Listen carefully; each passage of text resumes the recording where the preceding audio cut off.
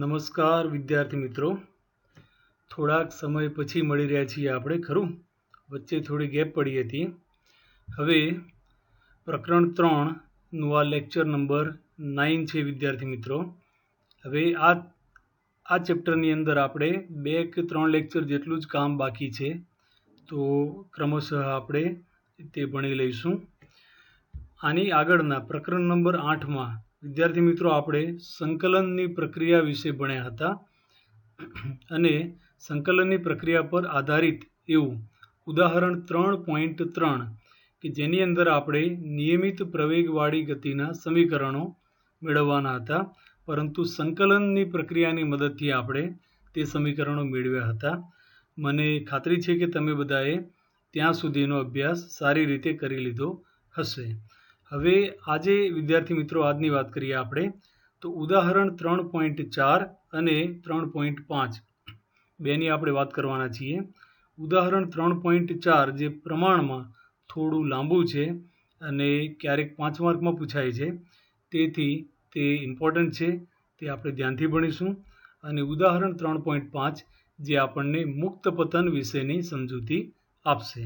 તો ચાલો આજનો અભ્યાસ શરૂ કરીએ.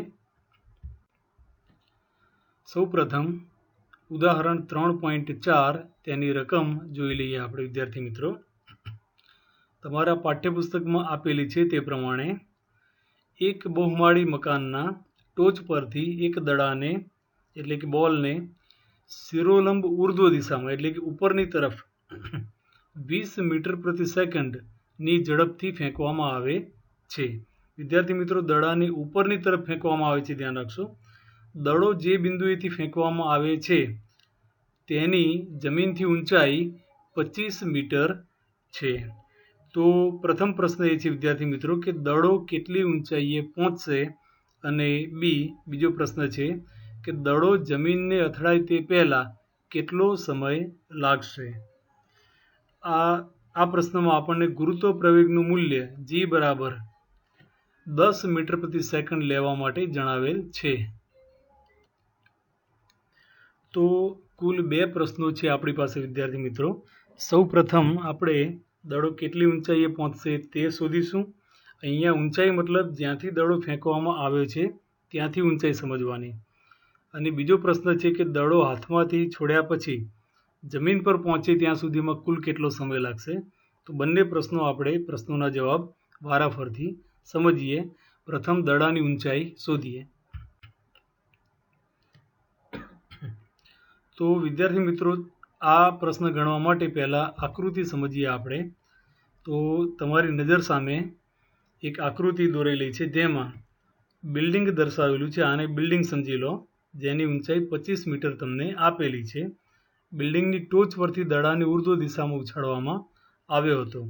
એટલે દડો જ્યારે ઉછાળવામાં આવ્યો ત્યારે ઓલરેડી તે જમીનથી 25 મીટર ઊંચાઈએ હતો, તે વાત આપણે યાદ રાખશું. તો પ્રથમ પ્રશ્નમાં દડો ઉછાળ્યા બાદ વધુ કેટલી ઊંચાઈએ જશે, એટલે કે સપોઝ દડો ઉછાળ્યા બાદ બી બિંદુ સુધી જાય છે, એથી બી બિંદુ સુધી, તો આ AB અંતર આપણે શોધવાનું રહેશે. પહેલા પ્રશ્નમાં તેટલું જ છે. જમીનથી બિલ્ડિંગની ઊંચાઈ આપણે Y0 ગણીએ, Y0 જે 25 મીટર તમને આપેલું છે, અને જમીનથી દડાની ટોચ સુધી, દડો પહોંચે ત્યાં સુધી તેની ઊંચાઈને આપણે Y કહીએ વિદ્યાર્થી મિત્રો. તો આપણે જે શોધવાનું અંતર થયું તે બિલ્ડિંગની ટોચથી દડાની ઊંચાઈ સુધીનું અંતર, એટલે કે Y - Y0 આ મૂલ્ય આપણે સૌપ્રથમ શોધવાનું છે, તે અહીંયા યાદ રાખો. હવે ગણતરી કેવી રીતે કરી શકાય, તો જુઓ અહીંયા પાઠ્યપુસ્તકની ગણતરી જે આપેલી છે તે જ આપણે અહીંયા સમજીશું. બાકી તમે તમારી રીતે પણ જવાબ લખી શકો. તો સૌપ્રથમ વિદ્યાર્થી મિત્રો આપણે ઉર્ધ્વ દિશાને YX ગણી છે તે તમને ખ્યાલ છે. અને દડાને જ્યારે ઉછાળવામાં આવ્યો ત્યારે ઉર્ધ્વ દિશામાં ઉછાળ્યો, તેથી તેનો પ્રારંભિક વેગ તે ધન થશે. પ્રારંભિક વેગનું મૂલ્ય તમને 20 મીટર પ્રતિ સેકન્ડ આપેલું છે. તેનું મૂલ્ય આપણે અહીંયા ધન લઈશું. તે જ રીતે પ્રવેગ, વિદ્યાર્થી મિત્રો અહીંયા ગુરુત્વ પ્રવેગ લાગશે. આકૃતિમાં દર્શાવ્યું તેમ ગુરુત્વ પ્રવેગ હંમેશા અધો દિશામાં હોય, અને તેથી ગુરુત્વ પ્રવેગનું મૂલ્ય ઋણ Y દિશામાં હોવાથી તે મૂલ્યને આપણે ઋણ મૂલ્ય લઈશું.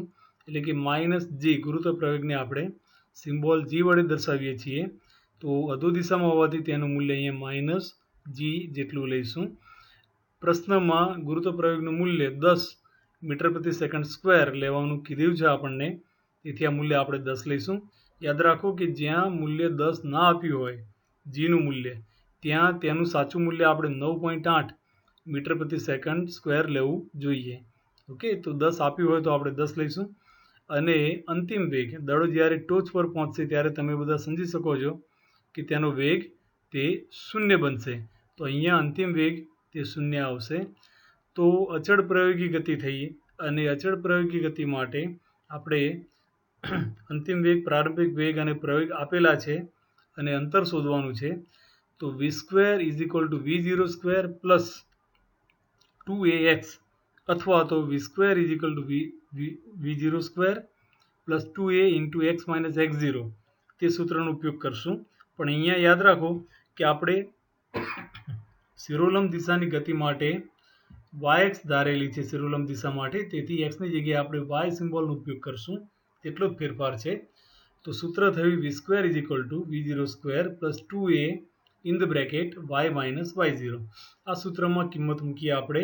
અંતિમ વેગ v0, પ્રારંભિક વેગ v નું મૂલ્ય 20 થયું, જે પ્રશ્નમાં તમને આપેલું છે, આપણે ઉપર લખ્યું તેમ. 2 × a એટલે ગુરુત્વ પ્રવેગ, જેનું મૂલ્ય -10 લઈશું આપણે વિદ્યાર્થી મિત્રો. અને y - y0 શોધવાનું છે અહીંયા. તો 20નો વર્ગ જે 400 થાય, તેને બીજી તરફ લઈ જાઓ તો -400 થશે. અને તેને -10 × 2 એટલે કે -20 -20 વડે ભાગીએ તો માઇનસ ચિહ્ન કેન્સલ થશે અને y - y0 નું મૂલ્ય તમને +20 એટલે કે -20 મીટર જેટલું મૂલ્ય મળશે. વિદ્યાર્થી મિત્રો, આ પ્રશ્નમાં ધન જવાબ આવ્યો તે દર્શાવે છે કે દડો ઉપરની બાજુ એટલે કે ધન y દિશામાં ગતિ કરે છે. જે સ્થાનાંતર થયું તે ધન y દિશામાં થઈ રહ્યું છે તેવો એનો મતલબ કરી શકાય. તો પ્રથમ પ્રશ્ન જે હતો કે દડો કેટલી ઊંચાઈએ જશે, તેનો જવાબ થયો 20 મીટર. ઓકે, હવે વિદ્યાર્થી મિત્રો આપણે પાર્ટ બીની ગણતરી કરીએ. ફરી એકવાર આકૃતિ પર ધ્યાન આપશું. તો બીજા પ્રશ્નમાં દડાને એ બિંદુએથી ઉછાળ્યા બાદ દડો બી જેટલી ઊંચાઈએ જઈ અને પછી મુક્ત પતન કરશે અને જમીન સુધી અહીંયા સી બિંદુએ પહોંચશે. તો આખી પ્રક્રિયા દરમિયાન કેટલો સમય લાગ્યો તે આપણે અહીંયા ગણવાનું થશે. વિદ્યાર્થી મિત્રો, તમે સમજી શકો છો કે પ્રથમ દડો એ થી બી બિંદુ સુધી ઉર્ધ્વ દિશામાં જાય છે, જ્યાં તેનો વેગ 0 બને છે, અને ત્યારબાદ બી થી સી સુધી અધો દિશામાં ગતિ કરે છે. જો તમે ઈચ્છો તો આ બંને ગતિ એ થી બી અને બી થી સી માટે અલગ અલગ ગણતરી કરી અને બંને માટે અલગ અલગ સમય શોધી અને બંને સમયનો સરવાળો કરી અને કુલ સમય શોધી શકો છો. તમારા પાઠ્યપુસ્તકમાં એક રીત આવી પણ આપેલી છે કે જેમાં એ થી બી અને બી થી સી સુધીના સ્થાનાંતર માટે અલગ અલગ સમય શોધી અને તેનો સરવાળો કરી અને કુલ સમય શોધી શકાય. પરંતુ વિદ્યાર્થી મિત્રો, આ રીત થોડી લાંબી છે. તેના કરતાં બીજી રીત સહેલી છે, જેની અંદર તમારે પ્રારંભિક સ્થિતિ એ, જેનો યામ જમીનની સાપેક્ષે, જમીનને y = 0 ગણીએ છીએ આપણે, તો પ્રારંભિક સ્થિતિ માટેનો યામ એટલે ઉર્ધ્વ ધન દિશામાં એ બિંદુ પાસે 25 મીટર થશે. બરાબર, એટલે એનું પ્રારંભિક સ્થાન એટલે કે y0 આપણે 25 મીટર ધન લઈશું. અને અંતિમ સ્થાન દડો ઉછળ્યા બાદ જમીન પર પહોંચશે, અહીંયા છે કે અહીંયા સી બિંદુ પાસે, તો અંતિમ સ્થાન y = 0 લઈએ આપણે અને વેગ અને પ્રવેગની યોગ્ય ચિહ્ન સાથે સૂત્રમાં મૂકી દઈએ તો આપણે સીધે સીધું પણ આપણે કુલ સમય નોંધી શકીએ. તો ચલો આ રીત સમજીએ આપણે. તો વિદ્યાર્થી મિત્રો, અહીંયા પ્રારંભિક અને અંતિમ સ્થાન તમને આપેલા છે. અંતિમ સ્થાન, પ્રારંભિક વેગ છે આપણી પાસે, પ્રવેગ છે અને સમય શોધવાનો છે. તો આ સૂત્ર વાપરીશું આપણે. y = y0 + v0t + 1/2 a × t². યાદ રાખો વિદ્યાર્થી મિત્રો, નિયમિત પ્રયોગી ગતિનું જ સમીકરણ છે, જેમાં આપણે x સંજ્ઞા વાપરતા હતા. સૂત્ર હતું x = x0 + v0t plus 1/2 AT square. તેના બદલે આપણે માત્ર સિમ્બોલ બદલ્યો છે, એક્સની જગ્યાએ વાય લખ્યું છે. તો જરા મૂલ્ય સમજી લઈએ સૌથી પહેલાં આપણે. તો પ્રારંભિક સ્થિતિમાં એટલે કે બિલ્ડિંગની ટોચ માટે પ્રારંભિક સ્થાન વાય બરાબર 25 મીટર થશે, જે જમીનથી ઉપર હોવાથી ધન મૂલ્ય આવશે, જે આપ સમજી શકો છો. ત્યાંથી દડો ઉર્ધ્વ દિશામાં ઉછાળવામાં આવ્યો એટલે પ્રારંભિક વેગનું મૂલ્ય પણ ઉર્ધ્વ દિશા હોવાથી ધન મૂલ્ય આવશે અહીંયા. ઓકે, અને તેનું મૂલ્ય પણ આપણે +20 મીટર પ્રતિ સેકન્ડ સ્ક્વેર, અહીં સ્ક્વેર નહીં આવે વિદ્યાર્થી મિત્રો, 20 મીટર પ્રતિ second, metre into second inverse આવશે અહીંયા. આ સેજ ભૂલ છે, સમજી લેજો. તો ઉર્ધ્વ દિશામાં હોવાથી પ્રારંભિક વેગ ધન થશે. ત્યારબાદ અંતિમ સ્થાન. તો આપણને ખ્યાલ છે કે દડો ઉછળ્યા બાદ અંતિમ સ્થાન, અંતિમ સ્થિતિમાં સી બિંદુ પાસે આવશે. તેથી વિદ્યાર્થી મિત્રો અંતિમ સ્થાન અહીંયા આપણે વાય બરાબર 0 લઈશું. અને પ્રવેગ તો અચળ છે, અધો દિશામાં હોવાથી તેનું મૂલ્ય ઋણ આવશે. અને પ્રવેગનું મૂલ્ય 10 લેવું તેવું તમને પ્રશ્નમાં પહેલેથી આપી દીધેલું છે. અને સમય આપણે અહીંયા શોધવાનો છે. તો આ બધી કિંમતો આપણે ઉપરોક્ત સૂત્રમાં મૂકીએ વિદ્યાર્થી મિત્રો અને ગણતરી કરીએ. તો તમે જુઓ તેમ અહીંયા વાયનું મૂલ્ય અંતિમ સ્થાન જે અહીંયા હતું તે આપણે 0 મૂકીશું. તે જ રીતે પ્રારંભિક સ્થાન y0ની કિંમત આપણે 25, જે ઉપર કિંમતો લખી તે પ્રમાણે, પ્લસ v0t, v0નું મૂલ્ય પણ અહીંયા +20 આવશે ઇન્ટુ ટી આપણે શોધવાનો છે, યાદ રાખો વિદ્યાર્થી મિત્રો. પ્લસ 1/2 AT સ્ક્વેર, 1/2 ઇન્ટુ એ ગુરુત્વ પ્રવેગનું મૂલ્ય -10 ઇન્ટુ ટી સ્ક્વેર. હવે આ સમીકરણમાં કિંમતો મૂક્યા બાદ સાદુરૂપ આપશો વિદ્યાર્થી મિત્રો તો એક દ્વિઘાત સમીકરણ બનશે. બરાબર. તો અહીંયા -5t² થશે આ પદ. તેને ડાબી તરફ લઈ જાઓ તો 5t² ધન બની જશે. 20t તેને ડાબી તરફ લઈ જાઓ તો 20t પણ ધન બની જશે. અરે 20t ધન છે તે ઋણ બની જશે. અને આ 25 ડાબી તરફ જવાથી ઋણ થશે. તો 5t² -20t -25 = 0. આવું એક દ્વિઘાત સમીકરણ અહીંયા બનશે. તમે ઈચ્છો તો આમાંથી 5ને સામાન્ય કાઢી શકો છો. જો 5 સામાન્ય કાઢશો તો t² -4t -5 તેવું એક સૂત્ર પણ અહીંયા બાકી રહેશે વિદ્યાર્થી મિત્રો. તો તમે દ્વિઘાત સમીકરણ ઉકેલવાની રીતો ભણેલા છો 10મા ધોરણમાં, તેની જ રીત વાપરવાની. અહીંયા આપણે માઇનસ ચિહ્ન છે તો માઇનસથી 4 લાવવાના છે વચ્ચે, તો 5 × 1 કરી શકાય. બરાબર. તો 2 જવાબ થશે અહીંયા. t² +1t -5t -25. અને સાદુરૂપ આપશો વિદ્યાર્થી મિત્રો તો ટીના 2 મૂલ્યો મળશે. તેમાંથી એક મૂલ્ય હશે એ -1 સેકન્ડ અને બીજું મૂલ્ય આવશે +5 સેકન્ડ. બરાબર. તો -1 ઋણ સમય હોય નહીં. દડો છોડ્યા પછીનો સમય એટલે સમયનું મૂલ્ય ધન જ મળવું જોઈએ. તો ઋણ સમય -1 અસ્વીકાર્ય હોવાથી અહીંયા સાચો જવાબ થશે +5 સેકન્ડ. તો અહીંયા એક વાત સમજો કે જ્યારે આ સૂત્રનો ઉપયોગ કરશો તમે આ સમીકરણ અને જો ટી શોધવાનો હશે તો તે દરેક વખતે એક દ્વિઘાત સમીકરણ બનશે અને તેને સાદુરૂપ આપી અને તમે તેના 2 ઉકેલ મેળવી શકશો. મોટાભાગના કેસમાં એક ઉકેલ ઋણ હશે. જો સમય શોધવાનો હોય તો ઋણ ઉકેલ અસ્વીકાર્ય હોય અને આપણે ધન ઉકેલ તેને સ્વીકારીશું. જો કોઈ કેસમાં બંને જવાબ ધન મળતા હોય તો તેમ સમજવાનું કે જે પ્રશ્ન પૂછેલો છે તે ઘટના કુલ 2 વાર બને છે અને બંને જવાબ સાચા છે. તો તેવો પણ જવાબ હોઈ શકે જેમાં 2 ધન મૂલ્ય તમને જવાબ તરીકે મળતા હોય.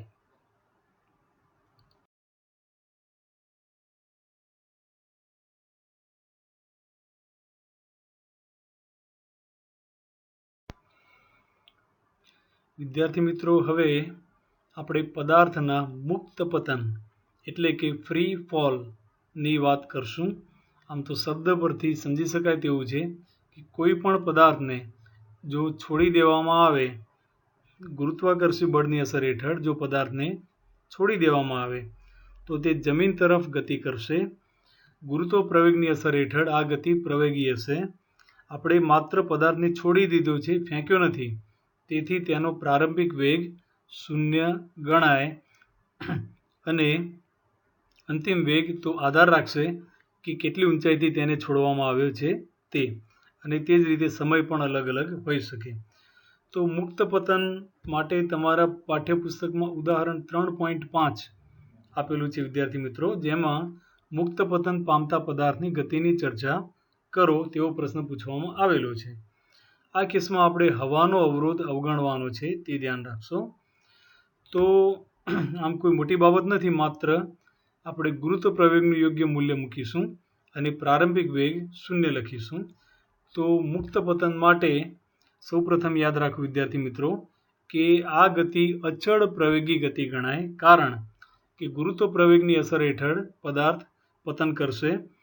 ગતિ દરમિયાન ગુરુત્વ પ્રવેગનું મૂલ્ય અચળ રહેતું હોવાથી આ ગતિ અચળ પ્રવેગી ગતિ ગણાશે. બીજી વાત કે પદાર્થનો પ્રવેગ તે પૃથ્વીના ગુરુત્વ પ્રવેગ જેટલો જ આપણે લઈશું. પૃથ્વીનો જે ગુરુત્વ પ્રવેગ છે તે જ પદાર્થનો પણ પ્રવેગ બનશે, જેનું મૂલ્ય અધો દિશામાં છે. જો આપણે ઉર્ધ્વ દિશાને ધન લઈએ તો અધો દિશામાં તેનું મૂલ્ય ઋણ થશે. તો ઉર્ધ્વ દિશાને જો આપણે ધનવાય દિશા ગણીએ તો અધો દિશામાં રહેલો ગુરુત્વ પ્રવેગ તેને આપણે -g વડે દર્શાવી શકીએ. તો આ કેસમાં પ્રવેગનું મૂલ્ય -g થશે. જીનું મૂલ્ય તમને બધાને ખ્યાલ હશે, 9.8 એટલે કે 9.8 metre into second raise to -2 એટલે કે મીટર પ્રતિ સેકન્ડ સ્ક્વેર આપણે લઈએ છીએ. તો વિદ્યાર્થી મિત્રો આ મૂલ્ય જો બધા સમીકરણ અચળ પ્રયોગી ગતિના સમીકરણમાં મૂકી દેવામાં આવે તો તે મુક્ત પતન માટેના સમીકરણો બનશે. તો આપણે જોઈએ મુક્ત પતનના સમીકરણો કેવા મળે. તો ફરી એ જ વસ્તુ કે પદાર્થને જ્યાંથી મુક્ત કરીએ છીએ તે બિંદુને આપણે y બરાબર 0 ગણીએ છીએ, યાદ રાખો.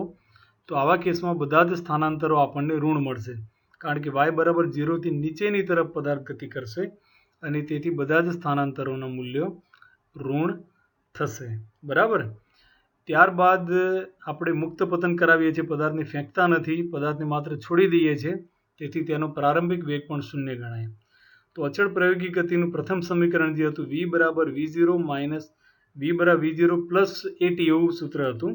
તેમાં v0ની કિંમત આપણે 0 મૂકી દઈએ, હમણાં વાત કરી તેમ, અને પ્રવેગ એની જગ્યાએ તેનું મૂલ્ય -g લખીએ તો સમીકરણ બનશે 0 - g × t. જીનું મૂલ્ય જો અહીંયા મૂકવામાં આવે તો સમીકરણ થયું -9.8 × t. તો મુક્ત પતન માટે ઋણ દિશામાં t સમય પછીનો વેગ શોધવા માટેનું સૂત્ર થયું વિદ્યાર્થી મિત્રો. તો દર 1 સેકન્ડે વેગના મૂલ્યમાં 9.8 મીટર પ્રતિ સેકન્ડ જેટલો વધારો થયા કરશે. અધો દિશામાં છે તેથી ઋણ મૂલ્ય તેનું વધતું જશે, તે યાદ રાખશો.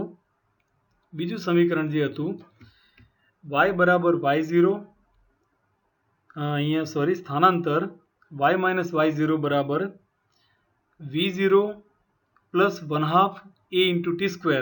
તે સૂત્રમાં જો આપણે કિંમતો મૂકીએ તો y0 અંતિમ સ્થાનાંતર એટલે કે શરૂઆતનું સ્થાન એનું 0 હોવાથી તેનું સ્થાનાંતર જ ગણીશું. y - y0નું મૂલ્ય આપણે y ગણી લઈએ તો y બરાબર v0ની કિંમત આપણે 0 મૂકી અને પ્રવેગ એનું મૂલ્ય -g મૂક્યું, તેથી સૂત્ર મળશે y - y0 બરાબર 0 - 1/2 g × t². અહીંયા પણ જો gનું મૂલ્ય 9.8 મૂકી દેવામાં આવે તો 9.8 / 2 એટલે બાકી વધશે -4.9 × t². તો આ શૂન્ય આપણે લખ્યો નથી, બાકી વધ્યું તે -4.9 × t². તો વિદ્યાર્થી મિત્રો તમે મુક્ત પતન માટેના ત્રણેય સમીકરણો સમજી લીધા. બસ ખાલી એમાં આપણે પ્રારંભિક વેગ v0ની કિંમત 0 મૂકીએ છીએ અને પ્રવેગ જે છે તેનું મૂલ્ય -g એટલે કે -9.8 આપણે મૂકી દઈએ છીએ. આટલું કિંમતો મૂકવાથી નિયમિત પ્રયોગી ગતિના સમીકરણો બધા જ મુક્ત પતનના સમીકરણો બનશે. હવે મુક્ત પતન માટેના આલેખ કેવા મળે તેની વાત કરીએ આપણે. સૌપ્રથમ પ્રવેગ વિરુદ્ધ સમયના આલેખની વાત કરીએ વિદ્યાર્થી મિત્રો. તો મુક્ત પતન કરતી ગતિ માટે પદાર્થનો પ્રવેગ તે ઋણ હોય છે અને પ્રવેગ અચળ રહેતો હોય છે. તેથી પ્રવેગ વિરુદ્ધ સમયના આલેખમાં પ્રવેગનું મૂલ્ય સમયની અક્ષથી નીચે આવશે. આપણે મૂલ્ય 9.8 મીટર પ્રતિ સેકન્ડ સ્ક્વેર હોય છે તે તમે જાણો છો, અને આ મૂલ્ય સમય સાથે બદલાતું નથી. તેથી મૂલ્ય બદલાતું ન હોવાથી, અચળ હોવાથી સમયની અક્ષને સમાંતર આલેખની રેખા તમને અહીંયા મળશે. આ મૂલ્ય ઋણ છે તે વાત ખાસ નોંધો. બીજો આલેખ જોઈએ વિદ્યાર્થી મિત્રો, તો વેગ વિરુદ્ધ સમયનો આલેખ. તો વેગ વિરુદ્ધ સમયનો આલેખ જોઈએ આપણે તો પદાર્થ મુક્ત પતન કરે છે, અધો દિશામાં ગતિ કરે છે. તો દેખીતી વાત છે કે પદાર્થનો વેગ ઋણ આવશે. સાથે સાથે ઋણ દિશામાં વેગનું મૂલ્ય વધતું જશે વિદ્યાર્થી મિત્રો. વેગનું મૂલ્ય ઋણ મૂલ્ય વધતું જશે. તેથી આલેખનો ઢાળ પણ અહીંયા ઋણ થયો, બરાબર. અને આલેખ સુરેખ છે, બરાબર. ઢાળ ધરાવતો આલેખ છે, તેનો ઢાળ ઋણ છે, જે દર્શાવે છે કે આલેખનું મૂલ્ય વાસ્તવમાં વેગનું મૂલ્ય ઘટતું જાય છે. તેને આપણે એમ પણ કહી શકીએ કે વેગનું ઋણ મૂલ્ય વધતું જાય છે, બરાબર. તો અહીંયા વેગનું મૂલ્ય શરૂઆતમાં 0 હતું, ત્યારબાદ સમય સાથે વેગનું મૂલ્ય ઘટતું જશે, એટલે કે ઋણ દિશામાં વેગનું મૂલ્ય વધતું જશે. પરંતુ પ્રવેગ અચળ રહેતો હોવાથી આ આલેખ આપણને સુરેખ મળશે. આ કેસમાં આલેખનો ઢાળ શોધવાથી તમે આલેખનું ઢાળ શોધી અને પ્રવેગનું મૂલ્ય શોધી શકો છો. તેમજ વેગ વિરુદ્ધ સમયના આલેખ વચ્ચે ઘેરાયેલું ક્ષેત્રફળ શોધીને વિદ્યાર્થી મિત્રો તમે અહીંયા સ્થાનાંતરનું મૂલ્ય પણ મેળવી શકો છો. ત્રીજો આલેખ જોઈએ આપણે, સ્થાન વિરુદ્ધ સમયનો આલેખ. તો સ્થાન વિરુદ્ધ સમયના આલેખમાં વિદ્યાર્થી મિત્રો દેખીતી વાત છે કે પ્રવેગી ગતિ છે તો આલેખ વક્ર મળે.